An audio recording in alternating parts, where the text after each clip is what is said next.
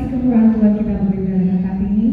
Kita sudah meninggalkan tahun 2024 bersama dengan Tuhan, kita digandeng dengan Tuhan.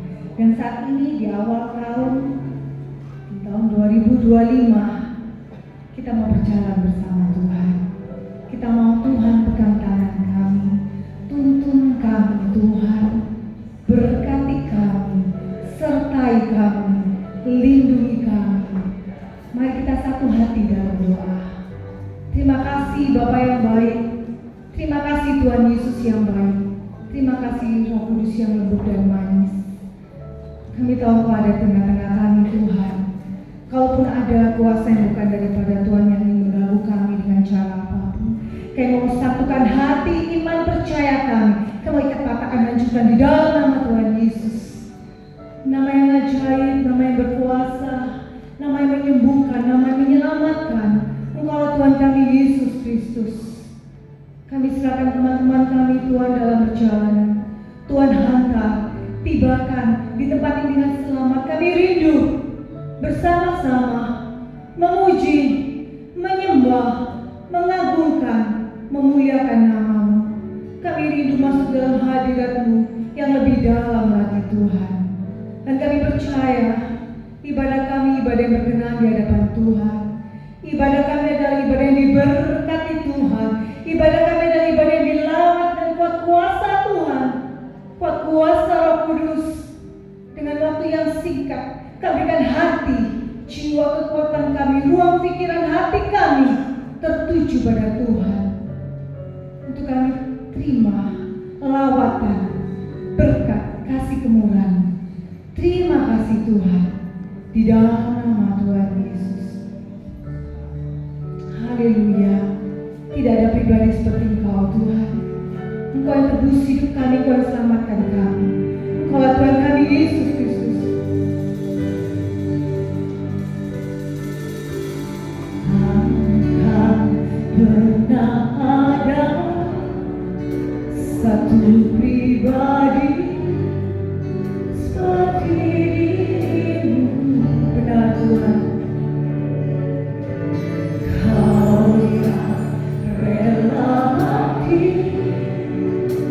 Tebus hidupku dan selamatkanku. Kita katakan, karenamu aku hidup, karenamu aku ada. Tak pernah ku ragukan buat cintamu yang datang dan bebaskanku. Yesusku, Kau terhidupkan. Yesusku, Kau cinta.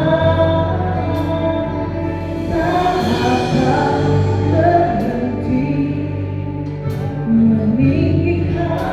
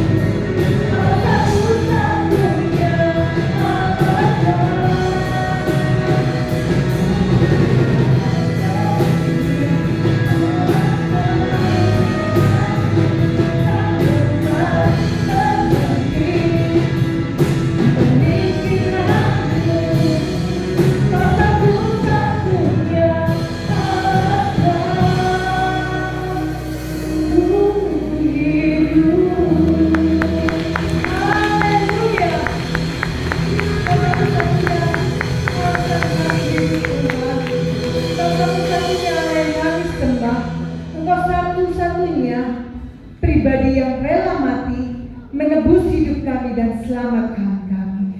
Terima kasih Tuhan buat lawatan-Mu, terima kasih buat kehadiran-Mu. Kami mau rindu lebih lagi bersorak-sorai bagi nama-Mu yang kudus di tahun 2025. Kami mau berjalan bersama Tuhan. Engkau adalah kekuatan kami, Engkau adalah perisai kami. Di dalam nama Tuhan Yesus berikan tepuk tangan.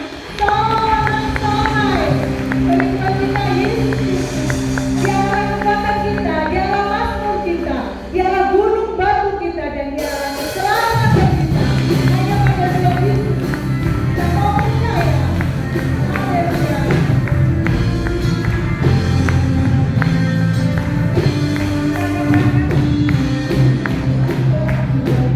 Lepas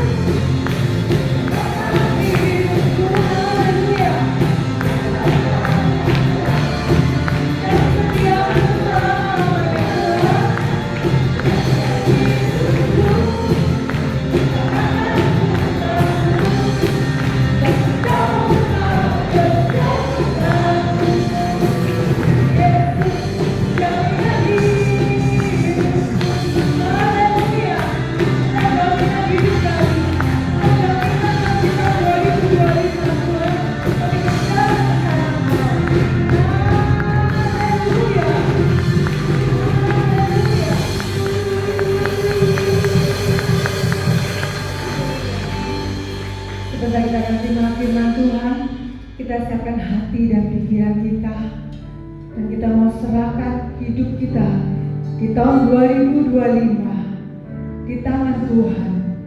Dialah yang kita andalkan, Dialah yang kita percaya, Dialah sumber kekuatan, Dia sumber pengharapan dan kedamaian bagi kita. Satu-satunya yang ku handalkan, satu-satunya yang ku percaya, Engkau sumber kekuatan, sumber pengharapan, sumber kedamaian. Oh, satu-satunya yang ku handalkan, satu-satunya yang ku percaya, Engkau Tuhan memberkati, Tuhan menyembuhku, Tuhan memulihku.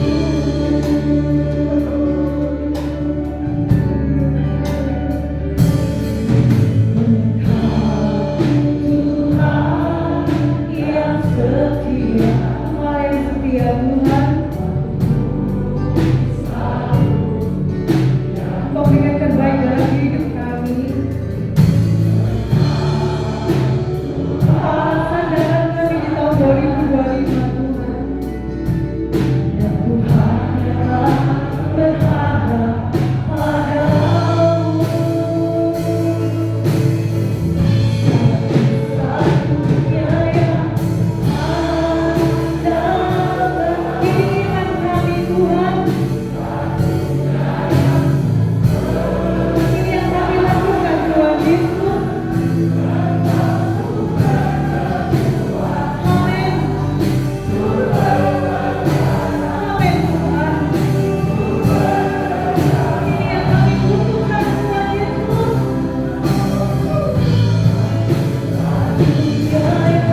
kami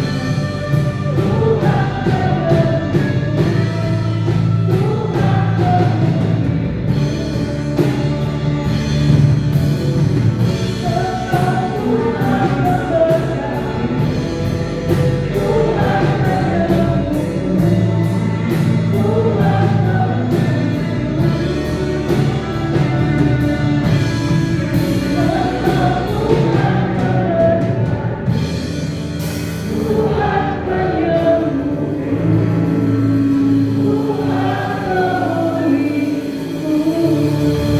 Engkau yang sangat dipercaya, Tuhan. Terima kasih, Tuhan Yesus. Ini pengakuan kami, Tuhan. Engkau satu-satunya Tuhan yang setia. Engkau Tuhan yang selalu berikan yang terbaik dalam hidup kami.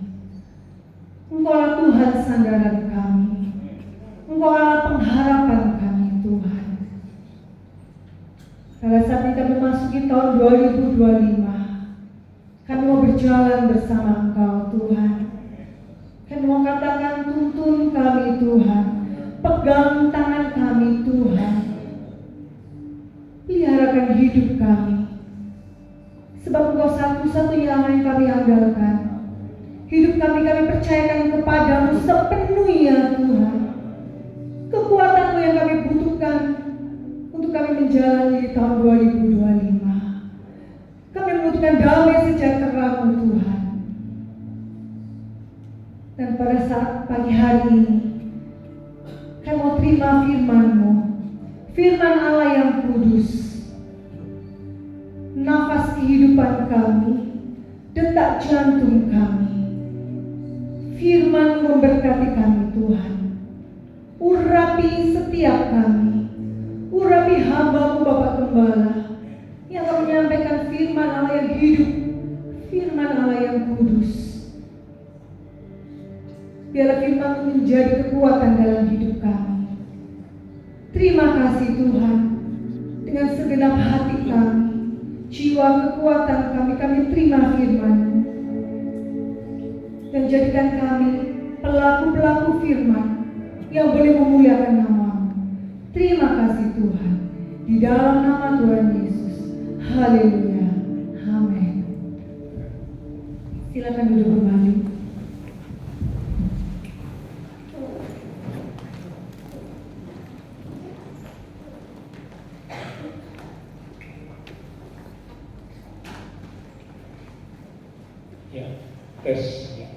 Shalom Bapak Ibu Saudara yang dikasihi Tuhan.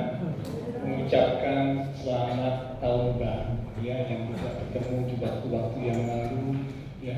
Tentunya kita percaya seperti Tuhan menyertai kita di tahun yang lalu, maka di tahun yang baru ini pula Tuhan pasti juga melindungi dan menyertai kita.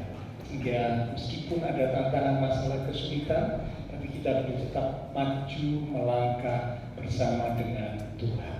Nah, pagi hari ini di awal tahun kita akan belajar satu kebenaran firman Tuhan, di mana judul pertemuan firman Tuhan adalah mengapa umat Tuhan bisa gagal. Sekali lagi, mengapa umat Tuhan bisa gagal. Memang kegagalan adalah hal yang wajar. Setiap manusia yang hidup di dunia ini pasti pernah gagal. Siapa orang yang tidak pernah gagal? Tidak ada. Tetapi pada pagi hari ini sebagai umat-umat Tuhan, kita akan belajar dari kebenaran firman Tuhan. Kita cari tahu ya, sehingga boleh menjadi satu koreksi, sekaligus menjadi satu penuntun, supaya kita sebagai umat Tuhan sebisa mungkin meminimalkan kegagalan. Sebisa mungkin tidak banyak gagal, gitu ya. Andai kata sempat gagal, tapi tidak terjadi berulang kali. Karena itulah judul pertemuan firman Tuhan, mengapa umat Tuhan bisa gagal. Mari kita akan lihat dari kitab Yakobus pada pasal yang keempat, di ayat yang ke-13 mulai sampai dengan ayat yang ke-17. Yakobus pada pasal yang keempat di ayat yang ke-13 mulai sampai dengan ayat yang ke-17. Judul perikop, jangan melupakan Tuhan dalam perencanaan. Ini salah satu perikop yang cukup terkenal ya. Ayat 13. Jadi sekarang hai kamu yang berkata, hari ini atau besok kami berangkat ke kota anu, dan di sana kami akan tinggal setahun dan berdagang serta mendapat untung. Sedang kamu tidak tahu apa yang akan terjadi besok. Apakah arti hidupmu? Hidupmu itu sama seperti uang yang sebentar saja kelihatan lalu lenyap. Sebenarnya kamu harus berkata, jika Tuhan menghendakinya, kami akan hidup dan berbuat ini dan itu.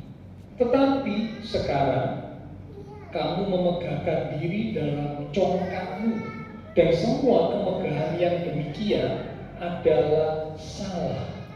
Jadi, jika seorang tahu bagaimana ia harus berbuat baik, tetapi ia tidak melakukannya, ia berdosa. Amin. Nah, Bapak Ibu Saudara, dari perikop yang baru kita baca di kitab Yakobus, setidaknya ada 3 hal yang akan kita lihat, yang akan kita dapati mengapa umat Tuhan itu bisa gagal. Ya, sekali lagi ini boleh menjadi satu koreksi, sekaligus boleh menjadi satu penuntun kehidupan tahun 2025 yang akan kita jalani. Diminimalkan, ya, kegagalan itu kalau bisa diminimalkan.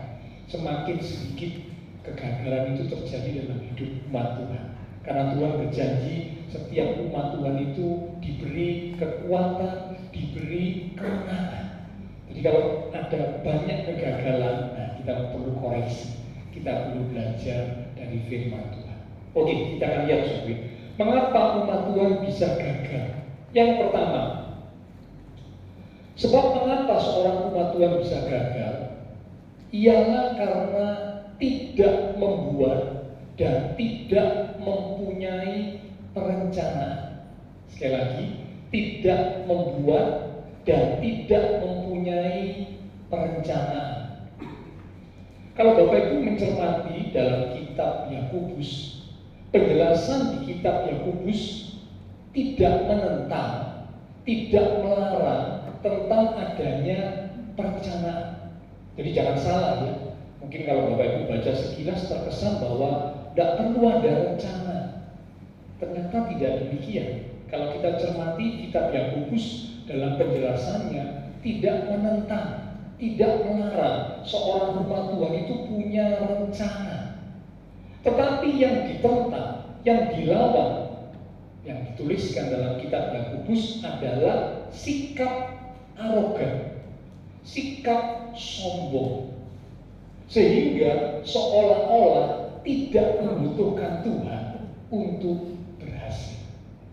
Saya ulang satu ya, ini kalimat yang penting. Yang ditentang, yang dilawan oleh kitab Yakobus adalah sikap arogan, sikap sombong, sehingga seolah-olah tidak membutuhkan Tuhan untuk berhasil. Nah, ini yang ditentang, ini yang dilawan, ya. Tetapi membuat perencanaan tidak dilarang. Justru itu adalah anjuran firman Tuhan. Tuhan Yesus memberikan satu pengajaran dalam Lukas pasal 14. Kita akan lihat Lukas 14 di ayat yang ke-28 mulai. Lukas 14 ayat yang ke-28 mulai. Sebab siapakah di antara kamu yang kalau mau mendirikan sebuah menara atau sebuah bangunan tidak duduk dahulu membuat anggaran biayanya, kalau cukup uangnya untuk menyelesaikan pekerjaannya itu, supaya jikalau ia sudah meletakkan dasarnya dan tidak dapat menyelesaikannya, jangan-jangan semua orang yang melihatnya mengejek dia sambil berkata, orang itu mulai mendirikan, tetapi ia tidak sanggup menyelesaikannya. Atau raja manakah yang kalau mau pergi berperang melawan raja lain tidak duduk dahulu untuk mempertimbangkan apakah dengan 10.000 orang ia sanggup menghadapi lawan yang mendatanginya dengan 20.000 orang?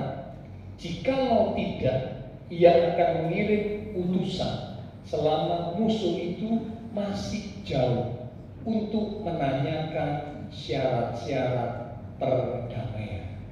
Nah, Bapak Ibu Saudara, kalau kita baca di Lukas pasal 14 ini adalah pengajaran yang disampaikan oleh Tuhan Yesus.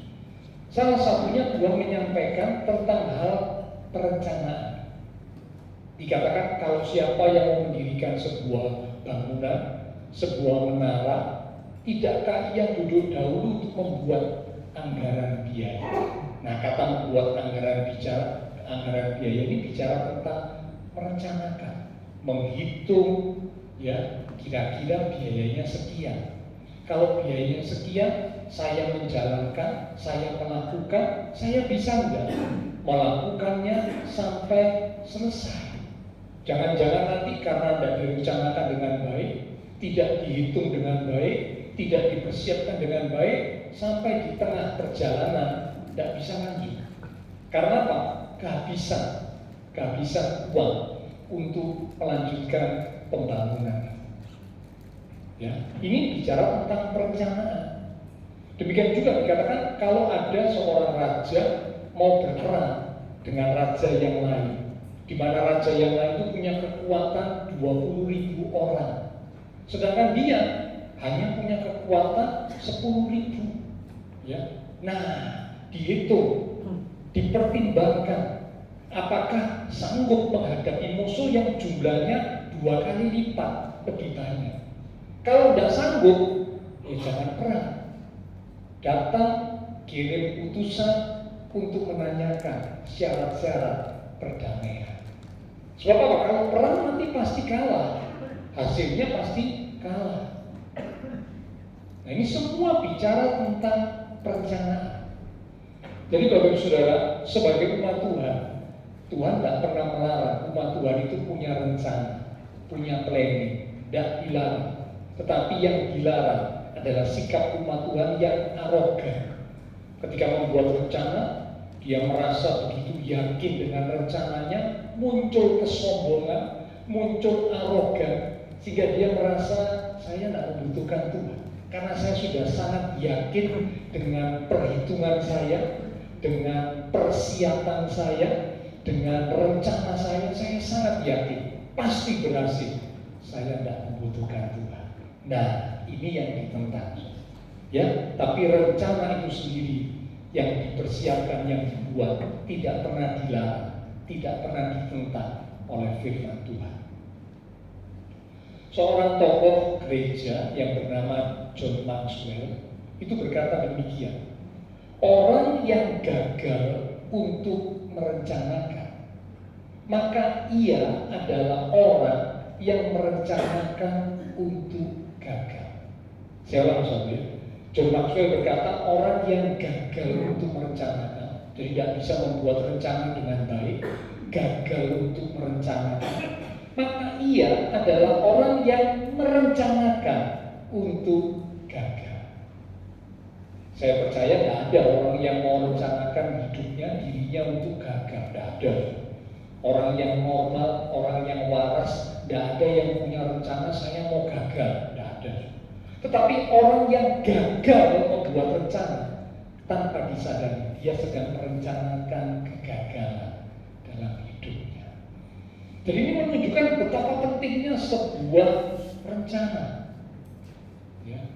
Merencanakan itu berarti memikirkan, mempertimbangkan, menyusun, mempersiapkan. Saya ulang lagi. Merencanakan itu berarti memikirkan dengan baik-baik, memikirkan dengan sungguh-sungguh, mempertimbangkan, menyusun, dan mempersiapkan.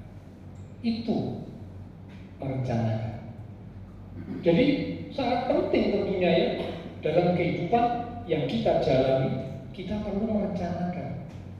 Dalam membangun keluarga, perlu merencanakan. Ya, ini di tahun ini ada beberapa pasang, ya, pemuda-pemudi yang akan melangsungkan pemberkatan nikah di gereja. Nah, tentu perlu sebuah perencanaan, karena pernikahan ini bukan hal yang main-main, pernikahan ini bukan hal yang sepele. Pernikahan ini bukan coba-coba, saya coba untuk menikah. Kalau nanti pernikahan saya berhasil, pernikahan saya bahagia, saya lanjut. Tapi kalau pernikahan saya kandas, pernikahan saya tidak bahagia, pernikahan keluarga rumah tangga saya tidak berhasil, saya pisah, saya putus, saya berhenti. Ya, Tidak bisa, umat Tuhan tidak bisa seperti itu. Pernikahan bagi umat Tuhan itu dikatakan adalah seperti orang yang teken kontrak mati. Karena Pak, janji yang diucapkan itu sampai maut memisahkan. Dalam pernikahan Kristen tidak dikenal perceraian. Tidak ada. Nah, jadi ketika akan membuat keputusan saya mau menikah, dipikir, dipertimbangkan, dipersiapkan, disusun, semuanya direncanakan dengan sungguh-sungguh. Supaya apa? Jangan sampai nanti sudah membangun rumah tangga, lalu akhirnya rumah tangganya kacau, berantakan, gagal, hancur karena tidak ada persiapan, tidak ada pertimbangan, tidak ada perencanaan. Ya, itu soal pernikahan. Dalam pekerjaan juga sama, karier. Kita mau melangkah sesuatu dalam membangun bisnis atau karier, tentu perlu perencanaan. Kalau tidak pakai perencanaan bahaya. Apalagi sekarang banyak orang yang gampang berhutang, gampang, ya, utang sama orang, utang sama bank, waduh, ya, tidak dipikir, tidak direncanakan, pokok yang penting dapat duit. Nah, nanti bagaimana ke depannya? Apa bisa membayar kembali hutangnya? Kalau hutang sama orang mungkin cuma sekedar dapat teguran, gitu saja. Tapi kalau hutang sama bank, bukan cuma dapat teguran, aset yang dijaminkan hilang. Bahkan bisa-bisa kena urusan dengan pihak yang berwajib, kepolisian. Dan tidak sedikit orang karena berhutang atau ngemplang, ya, ngejak uangnya orang, masuk penjara. Tidak sedikit. Mengapa ini semua terjadi? Karena tanpa perencanaan. Jadi perencanaan adalah hal yang penting dimiliki oleh setiap manusia. Demikian juga setiap umat Tuhan. Ya, jadi ini hal yang pertama. Mengapa seorang umat Tuhan bisa gagal dalam menjalani kehidupan? Karena yang pertama, dia tidak punya rencana. Dia tidak membuat rencana. Orang yang gagal untuk merencanakan, berarti dia merencanakan untuk hidupnya itu gagal. Yang kedua, mengapa seorang umat Tuhan bisa gagal dalam menjalani kehidupan? Yang kedua, sebabnya ialah tidak melibatkan Tuhan dalam perencanaan. Atau dengan kata lain, melupakan Tuhan dalam perencanaan. Orang ini mungkin sudah buat rencana. Rencananya bahkan mungkin sudah dipikirkan dengan baik, sudah dipertimbangkan dengan baik, sudah disusun dengan baik, sudah dipersiapkan dengan baik. Tetapi sayang, dia tidak melibatkan Tuhan. Itu yang ditulis oleh kitab Yakobus. Ya, tidak melibatkan Tuhan dalam perencanaan. Padahal Tuhan inginkan supaya Bapak Ibu Saudara dan saya sebagai umat Tuhan tidak boleh melupakan Tuhan. Dengan kata lain, harus senantiasa melibatkan Tuhan dalam setiap perencanaan hidup kita.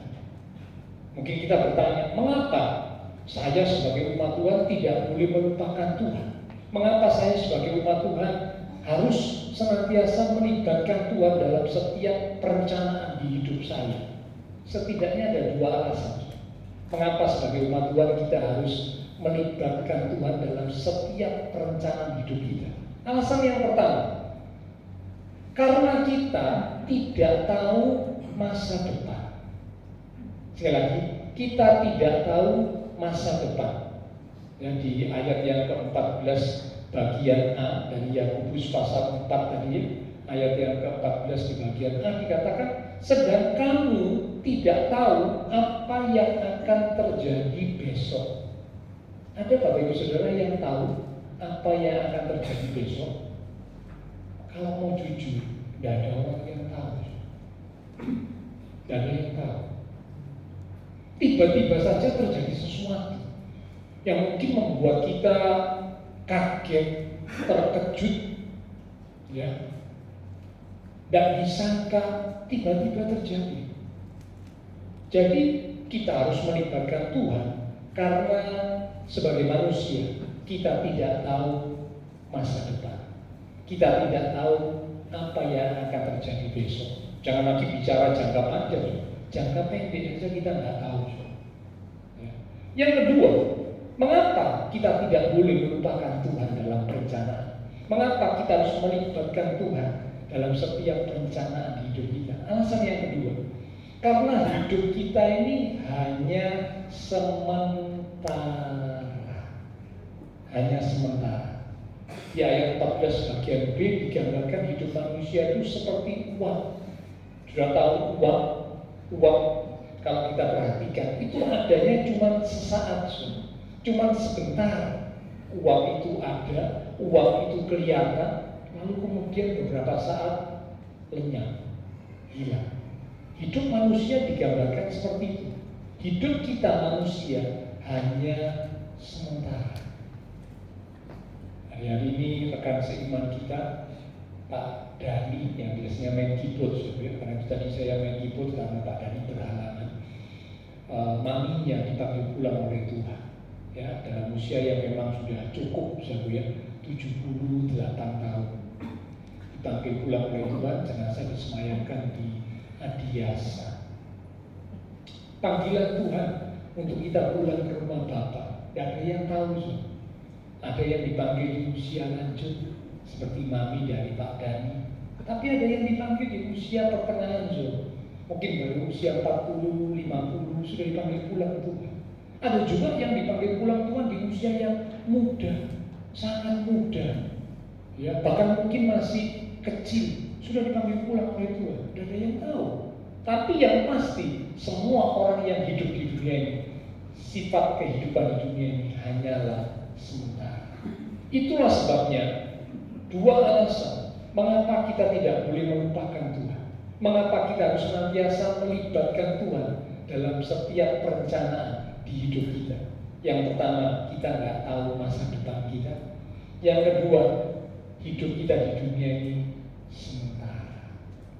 Kita yang terbatas membutuhkan Tuhan yang tidak terbatas.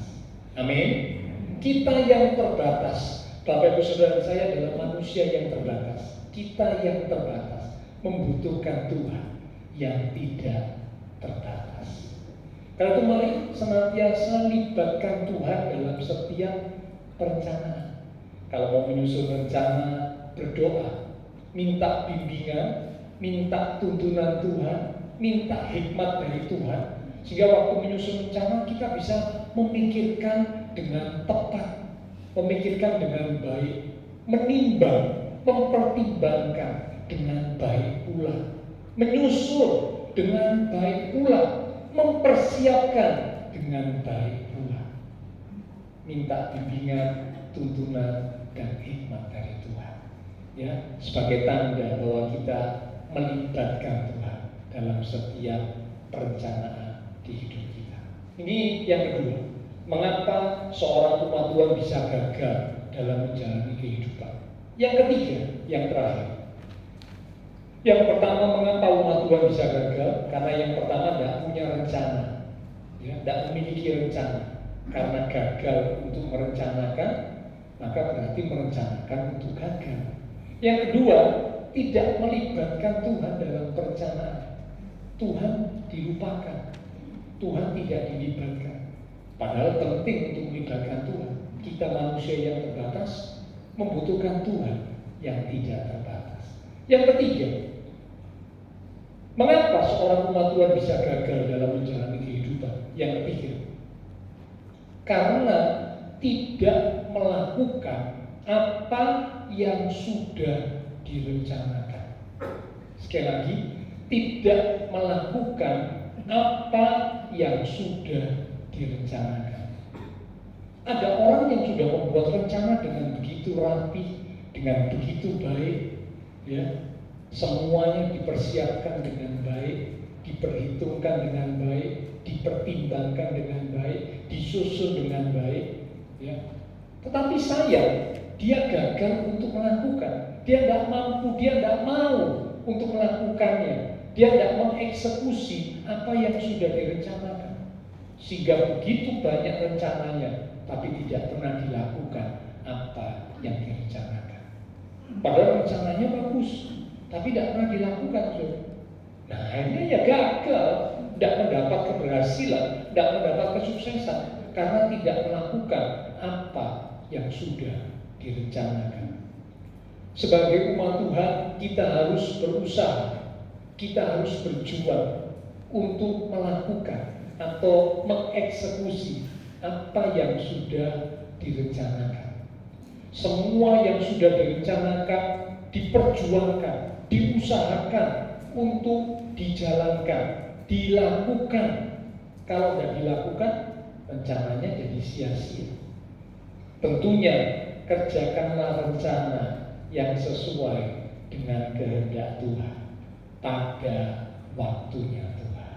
Sekali lagi, kerjakanlah rencana yang sudah direncanakan itu sesuai dengan kehendak Tuhan pada waktunya Tuhan. Ya, dalam membuat rencana kita sudah minta hikmat. Nah, sekarang dalam mengeksekusi, dalam melakukan, kerjakanlah rencana sesuai dengan kehendak Tuhan pada waktunya Tuhan. Karena kadang-kadang ada saatnya ya Tuhan berkata, tunggu dulu, jangan dilakukan sekarang. Sekarang belum waktunya. Ya, kalau sekarang waktunya kamu sudah lakukan, padahal belum waktu Tuhan buat kamu tidak akan berhasil, kamu akan gagal, karena sekarang belum waktunya. Ingat kita pengkhotbah berkata, Tuhan membuat segala sesuatu menjadi indah pada waktunya. Tapi seringkali kita manusia kan inginnya cepat, inginnya segera. Ketika Ibu Maria datang kepada Tuhan Yesus, waktu itu mereka ada di pesta perjamuan kawin di kota Kana. Ibu Maria lapor kepada Tuhan Yesus, ya, ini pesta sedang berlangsung, tapi persediaan anggur hampir habis. Ya, Ibu Maria lapor kepada Tuhan Yesus. Lalu Tuhan Yesus berkata, Ibu, waktuku belum tiba. Ya, garis bawah kata waktuku belum tiba. Ada kalanya, ada saatnya. Waktu Tuhan itu belum tiba. Belum waktunya untuk Tuhan belum waktunya untuk kita melangkah, karena belum waktunya Tuhan. Waktunya belum tiba. Seperti penyampaian Tuhan Yesus kepada Ibu Maria, waktuku belum tiba, Ibu. Padahal persediaanku sudah hampir habis. Secara manusia harusnya segera dilakukan, segera bertindak sesuatu. Karena kalau enggak gimana kalau sampai benar-benar habis. Tapi Tuhan Yesus berkata, waktuku belum tiba. Tapi luar biasa, Ibu Maria punya iman yang sungguh. Ya, mengapa? Yang lalu kita sudah belajar, karena Ibu Maria ini senang menyimpan firman Tuhan dalam hatinya. Kalau dia terima pesan Tuhan, ya terima firman Tuhan, dia simpan dalam hatinya. Itulah sebabnya meskipun Tuhan Yesus berkata waktuku belum tiba, tapi Ibu Maria mendatangi para pelayan-pelayan itu, ya. Lalu Ibu Maria berkata kepada para pelayan, nanti kalau Tuhan Yesus ngomong apa, lakukan. Kalau Tuhan Yesus kasih perintah apa, lakukan. Apa saja yang diperintahkan, lakukan. Itulah sebabnya ketika para pelayan mendapat perintah dari Tuhan Yesus, perintah yang secara manusia tidak ada gunanya, perintah yang secara manusia tidak masuk akal, suruh ngisi bejana dengan air. Setelah diisi penuh dengan air, lalu sekarang disuruh nyedok. Air yang diisikan di bejana dicedok, dibawa ke pemimpin pesta untuk dicicipi dan akan dibagikan kepada para tamu. Jadi kalau para pelayan tidak mendapat pemberitahuan dari Maria, saya percaya para pelayan ini akan menolak. Mungkin pada waktu ngisi tempayan dengan air, dia sudah agak bertanya-tanya, ya, kok aneh, tempayan yang harusnya diisi dengan anggur, kok suruh isi air. Mungkin dia sudah mulai agak bertanya-tanya, tapi ya sudah dilakukan. Tapi yang kedua, suruh nyedot, suruh bawa ke pemimpin pesta. saya percaya pasti pelayan-pelayannya akan berkata dalam. Ini perintah yang gila, perintah yang gak masuk akal, perintah yang aneh. Masa air yang sudah diisikan disuruh nyedok? Kan ini air disuruh membawa dan kemudian menyuguhkan kepada para tamu. Ini perintah yang gila. Tapi karena Maria sudah berpesan, mereka nurut. Disuruh melakukan sesuatu yang gak masuk akal pun oleh Tuhan Yesus, mereka lakukan. Mujizat terjadi. Ya, mari kita belajar mengerjakan rencana yang sudah dipersiapkan sesuai dengan kehendak Tuhan pada waktunya Tuhan. Inilah 3 sebab mengapa seorang umat Tuhan bisa gagal. Nah, ini boleh menjadi satu pembelajaran buat Bapak Ibu Saudara dan saya dalam menjalani tahun 2025 ke depan. Tantangan tentunya pasti kita akan hadapi, ya. Karena memang Alkitab berkata hidup itu makin lama makin sulit. Datang masa yang sukar. Ya. Nah, bagaimana supaya kita bisa meminimalkan kegagalan? Ya, kita belajar bersama pada bagian ini. Yang pertama, harus membuat atau harus punya rencana. Tapi ingat, yang kedua, ketika membuat rencana, libatkan Tuhan. Jangan merasa bahwa pikiran kita, kecakapan, kepandaian kita sudah hebat. Saya tidak perlu, ya, saya tidak membutuhkan Tuhan. Ingat, kita ini manusia yang terbatas. Kita tidak tahu masa depan. Hidup kita di dunia ini juga hanya sementara. Kalau kita yang terbatas tidak melibatkan Tuhan, kita akan banyak mengalami kegagalan dalam hidup ini. Kita yang terbatas membutuhkan Tuhan yang tidak terbatas. Yang ketiga, lakukan setiap apa yang sudah direncanakan. Tentunya yang dilakukan yang sesuai dengan rencana Tuhan, sesuai dengan kehendak Tuhan, dan dilakukan pada waktunya Tuhan. Ya, kita akan baca ayat penutup yang terakhir dalam Amsal pasal yang ke-16 di ayat yang ketiga. Setelah ini pelayan-pelayan mimbar dan pelayan Zaman Kudus silakan maju ke depan. Kita akan persiapkan hati kita untuk kita akan bersekutu dengan tubuh dan darah Tuhan. Amsal pasal 16 di ayat yang ketiga. Serahkanlah perbuatanmu kepada Tuhan, maka terlaksanalah segala rencana. Amin. Ya, dikatakan serahkanlah perbuatanmu kepada Tuhan, maka terlaksanalah segala rencana.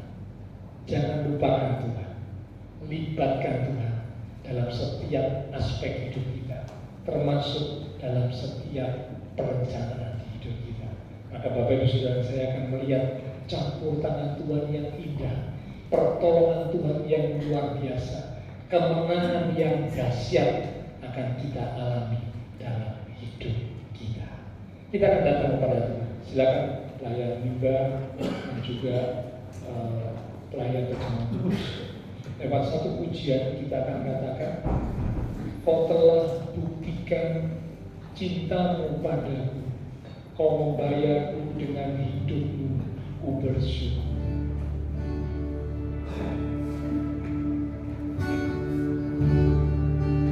Silakan pelayan Zaman Kudus maju ke depan.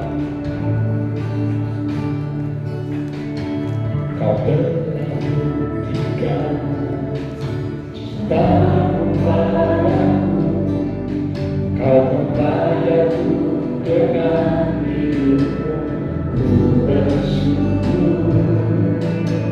Yang ada padamu semuanya milikmu, ku persembahkan seluruh hidupku di mezbamu.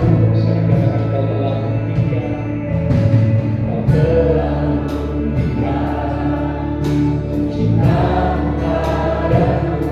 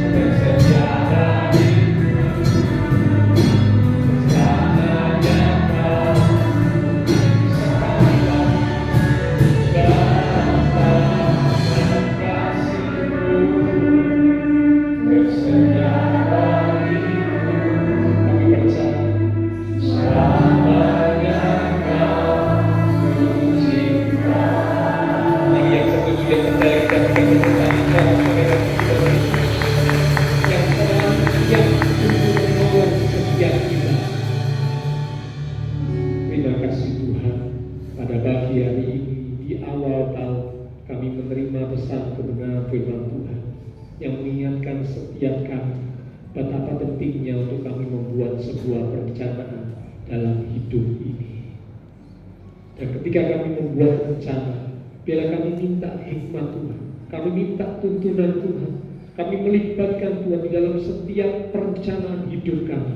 Karena kami sadar kami adalah manusia yang terbatas. Kami yang terbatas membutuhkan Tuhan yang tidak terbatas.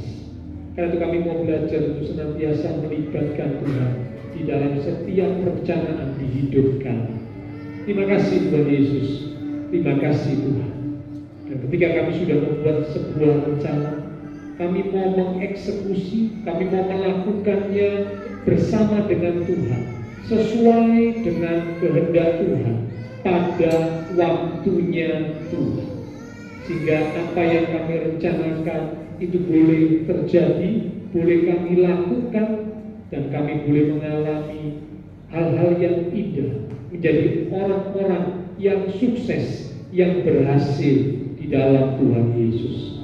Hamba terbatas untuk berkata dan menjelaskan, tapi Roh Kudus Engkau yang akan terus mengingatkan firman yang sudah kami terima bersama pada pagi hari ini, sehingga kami bukan hanya mengerti firman, tapi kami sungguh-sungguh mempraktekkan firman, sehingga kami boleh menjadi orang-orang yang berhasil di dalam Tuhan Yesus. Sebentar kami akan bersekutu dengan tubuh dan darah Tuhan yang kudus. Sebelum kami masuk dalam persekutuan dengan tubuh dan darah Tuhan, kami introspeksi diri kami. Jikalau ada dosa, kesalahan yang sudah kami lakukan, baik lewat pikiran kami, perkataan kami, perbuatan kami yang tidak sesuai dengan kehendak Tuhan. Pagi ini sebelum kami bersekutu dengan tubuh dan darah Tuhan, kami datang merendahkan diri di hadapan Tuhan. Kami mohon pengurapan, kami mohon, kami minta biarlah Tuhan Engkau mengampuni segala dosa kesalahan yang sudah kami lakukan. Karena kami sadar kami tidak luput dari dosa kesalahan kami. Engkau menguduskan, Engkau menyucikan, Engkau melayakkan setiap kami umat-umat Tuhan, sehingga sebentar kami boleh bersekutu dengan tubuh dan darah Tuhan yang kudus. Kami rindu melalui persekutuan dengan tubuh dan darah Tuhan pada pagi hari ini, menguatkan, meneguhkan iman setiap kami, membawa kami semakin melekat kepada Tuhan, sungguh-sungguh mengandalkan Tuhan dalam hidup kami, sehingga kami boleh melihat dan mengalami hal-hal yang indah yang Tuhan siapkan, itu boleh sungguh-sungguh terjadi dalam hidup kami. Terima kasih Tuhan, kami percaya kebenaran kekudusan Tuhan telah melingkupi setiap kami, melayakkan kami untuk sebentar kami boleh bersekutu dengan tubuh dan darah Tuhan yang kudus. Engkau mengurapi setiap hamba-hamba-Mu yang akan melayani. Terima kasih Tuhan, dengan hati yang siap kami akan menerima tubuh dan darah Tuhan yang kudus. Dalam nama Tuhan Yesus Kristus kami sudah berdoa. Amin. Sementara tubuh dan darah Tuhan akan dibagikan oleh para pelayan Roh Kudus, lewat satu pujian kita katakan, kasih Allahku sungguh telah terbukti ketika Dia serahkan anaknya. Kasih Allah mau berkorban dan kita berbagi. Kasih Allahku sungguh telah terbukti ketika Dia serahkan anaknya. Kasih Allah mau berkorban bagi kau dan aku. Tak ada kasih seperti kasih Allah.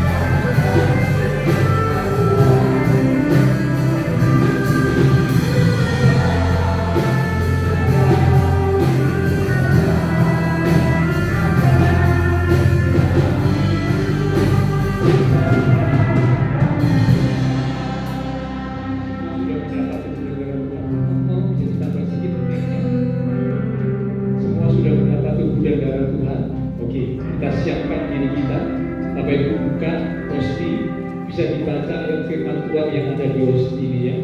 Kiranya ayat firman Tuhan ini boleh jadi rema buat setiap kita. Bersyukur, bersyukur, bersyukur, bersyukur karena kasih setiamu. Ku sembah, ku sembah, ku sembah dan ku sembah selama hidupku. Ku sembah Kau Tuhan selama hidupku, selama hidupku. Ku sembah Kau Tuhan. Sekali lagi, selama hidupku, selama hidupku. Ku sembah Kau Tuhan. Terima kasih, terima kasih Tuhan. Hati kami penuh dengan ucapan syukur, mengingat akan kasih Tuhan yang besar dan ajaib yang telah dinyatakan dalam kehidupan setiap kami. Nyawa tidak Kau sayangkan, telah Kau berikan bagi setiap kami, apalagi segala perkara yang lain. Karena itu Tuhan, kami tidak takut, kami tidak khawatir, kami tidak gentar menjalani hidup ini. Karena kami percaya Tuhan yang penuh dengan kasih, Tuhan yang maha besar, Tuhan yang maha kuasa menyertai kami. Jikalau Allah ada di pihak kami, siapakah lawan kami? Terima kasih Tuhan. Karena itu kami mau bawa hati kami senantiasa sungguh-sungguh melekat, sungguh-sungguh mengandalkan Engkau, lebih lagi melekat di tahun 2025 semakin kami bersandar kepada Tuhan. Biarlah sebentar oleh persekutuan dengan tubuh dan darah Tuhan membuat hati kami semakin sungguh-sungguh melekat kepada Tuhan. Kami siap untuk bersekutu dengan tubuh dan darah Tuhan yang kudus. Mari Bapak Ibu Saudara, kita angkat roti yang adalah tubuh Tuhan lebih tinggi dari kepala kita. Kita akan dengarkan firman Tuhan yang terambil dari kitab 1 Korintus di pasal yang ke-11 di ayat yang ke-23 mulai. Demikian firman Tuhan. Sebab apa yang telah kuteruskan kepadamu telah aku terima dari Tuhan, yaitu bahwa Tuhan Yesus pada malam waktu Ia diserahkan mengambil roti, dan sesudah itu Ia mengucap syukur atasnya. Ia memecah-mecahkannya dan berkata, inilah tubuhku yang diserahkan bagi kamu. Perbuatlah ini menjadi peringatan akan aku. Saudara, roti yang telah dipecah-pecahkan dan sebentar kita akan makan bersama-sama. Bukankah ini adalah persekutuan dengan tubuh Kristus? Amin. Mari kita akan makan bersama-sama, katakan dengan iman dalam nama Tuhan Yesus Kristus. Haleluya.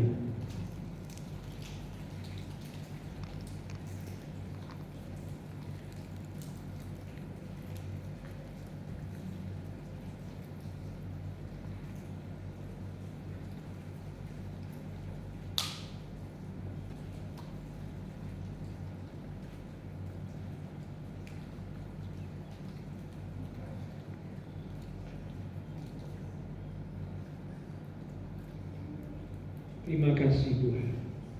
Terima kasih untuk persekutuan dengan tubuh. Terima kasih Tuhan. Mari sekarang kita angkat cawan lebih tinggi dari kepala kita. Kembali kita akan dengarkan firman Tuhan.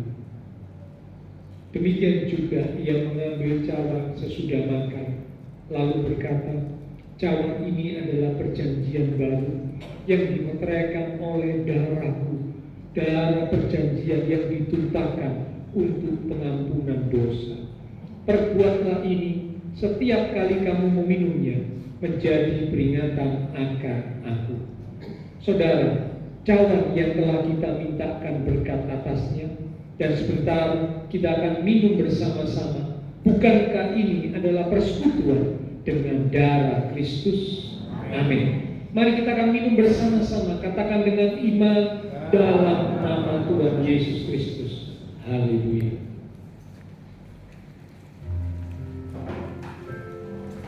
Mari kita naikkan syukur kepada Tuhan. Katakan terima kasih Tuhan. Haleluya. Haleluya. Haleluya. Haleluya.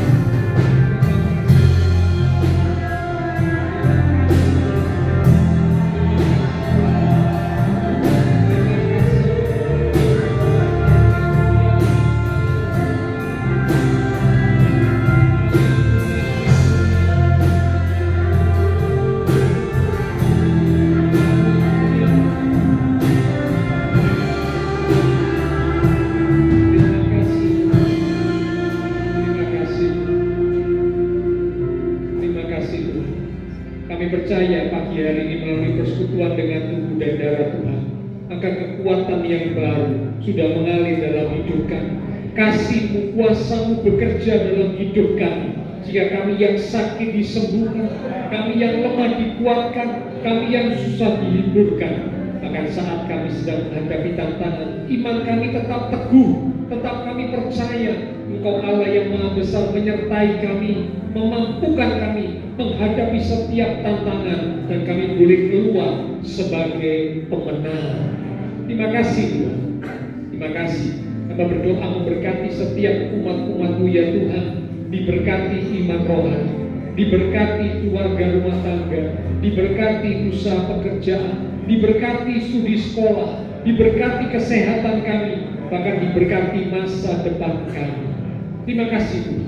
Semua yang sudah melayani, persembahan yang sudah dipersembahkan, apapun yang dilakukan setiap umat Tuhan, karena mengasihi Tuhan, Allah sumber segala berkat akan memberkati kembali dan memakai hidup kami untuk kami boleh lebih lagi berkarya bagi Tuhan untuk kemuliaan Tuhan.